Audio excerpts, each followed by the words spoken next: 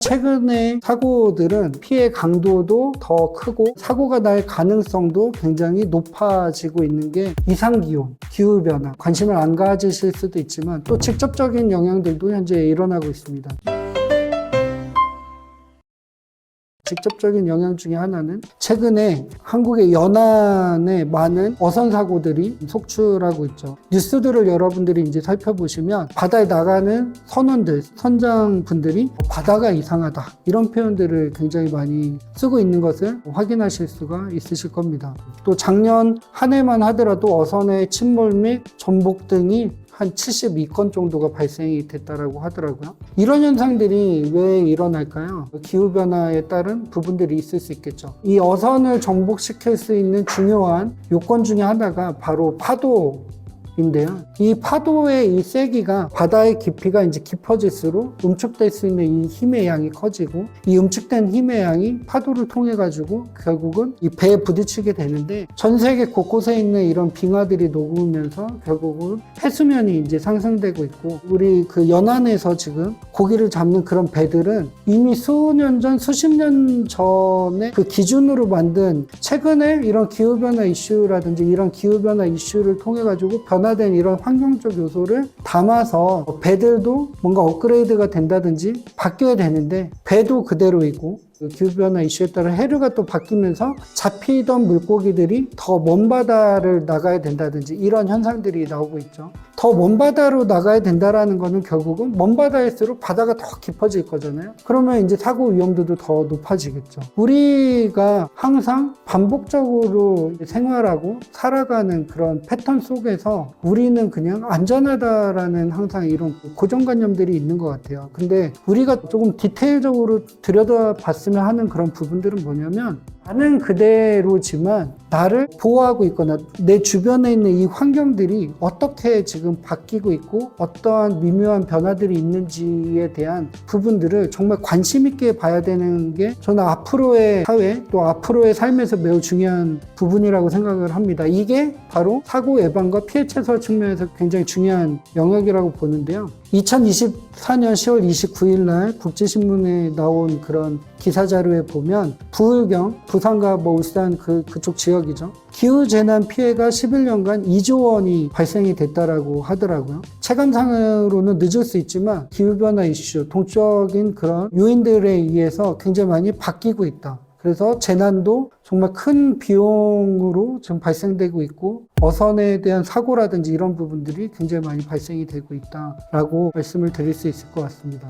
저희가 촬영을 하는 게 지금 2025년 지금 3월 말을 흘러가고 있는데 여러분 기억하실지 모르겠습니다. 대설주의보가 서울에 내리고 정말 많은 눈이 내렸거든요. 저도 꽤 오랜 시간을 태어나가지고 지금 살아가는데 한국의 3월 중하순에 이렇게 큰 눈이 오는 경우가 있었나 하는 좀 의문이 들더라고요. 그리고 작년 여름 같은 경우는 최장기간에 한국을 둘러싸고 있는 주변 지역의 기압대의 변화, 그 기압대를 통해 가지고 굉장히 고온다습한 그런 온도대를 계속 형성을 한다든지 외부에서 활동을 하거나 외부에서 어떤 작업을 하시는 분들의 온열 질환 환자들이 굉장히 많이 늘어나는 이런 하나하나 부분들이 결국은 우리가 작업하는 어떤 작업의 유형이나 패턴은 또 살아가는 방식이나 패턴은 똑같지만 나를 둘러싸고 있는 이런 환경적 변화로 인해서 내가 예측하지 못하는 다양한 위험 요인들이 발생이 되고 이게 사고로까지 연결되는 그런 부분들을 여러분들이 한번 생각해 보시면 이제는 느끼시지 않을까 그런 생각을 하고 있고요. 어떤 그 아파트 붕괴 사고라든지 이런 부분들도 수년 전에 굉장히 많이 발생을 했었습니다. 이제 여러 가지 사고에 대한 그 요인들이 있었겠지만 저는 어떤 부분에 좀 관심을 가졌냐면요.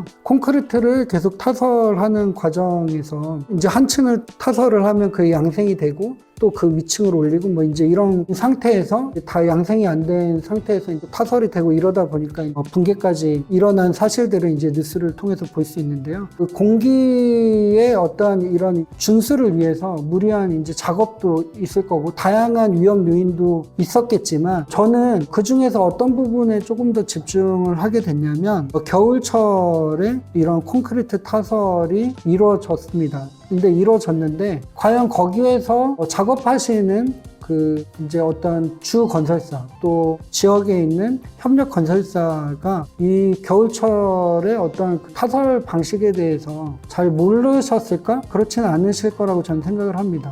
기준이라든지 어떻게 해야 되는 거는 너무나 잘 알고 계셨을 거라고 저는 생각을 하는데, 그 사고가 난 그 겨울철 그 시점에 과거 좀 수년치의 어떤 그런 온도들, 통계들을 봤을 때 좀 재미있는 요소가 있었어요. 뭐냐면 사고가 나기 그 이전에는 그 지역에 영하로 떨어지는 데이터는 산 정상 쪽 빼고는 이 영하로 떨어지는 날씨가 그렇게 많지가 않더라고요. 그런데 우리가 잘 알듯이 그 사고가 일어나기 한 2, 3년 전부터 뉴스를 통해서 많이 나왔던 용어 중에 하나가 이상기온, 기후변화, 뭐 이제 이런 부분들이 있었죠. 근데 대부분 한국 분들은 이상기온, 기후변화가 더 더워지겠지, 또는 더 비가 많이 내리겠지, 뭐 이런 쪽으로만 생각하시는데, 물론 맞습니다. 온도도 올라갈 거고 비도 오겠지만 그 온도가 올라간 고온만큼 또 이상 한파도 오게 되는 부분이고, 또 많은 비가 내리는 만큼 눈도 내리게 되는, 폭설도 내리게 되는 그런 현상들을 이제 보게 될 텐데요.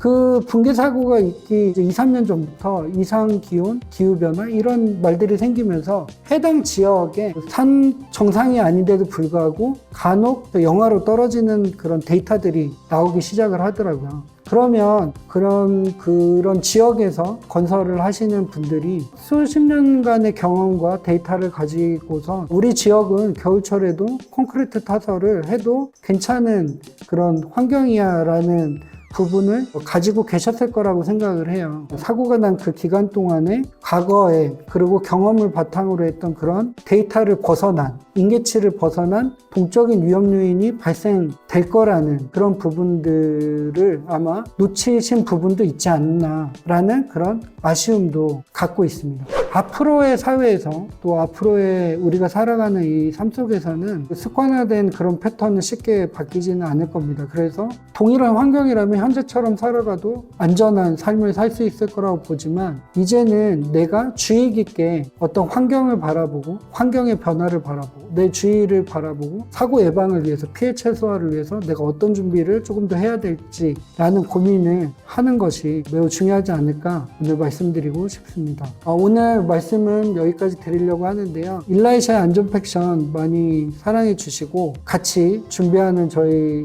스태프들하고 어찌됐든 앞으로 4, 50편은 우리가 꾸준하게 하겠다라는 약속과 또 각오를 가지고 시작을 했는데, 여러분께서 많은 구독과 좋아요를 해주신다면 더 큰 좀 힘을 받고 더 잘할 수 있지 않을까 생각을 합니다. 오늘 동적 위험 요인에 대해서 말씀을 드렸는데요. 안전한 하루, 안전한 한 주, 또 안전한 한 달 되시기를 바랍니다. 영상 마치겠습니다.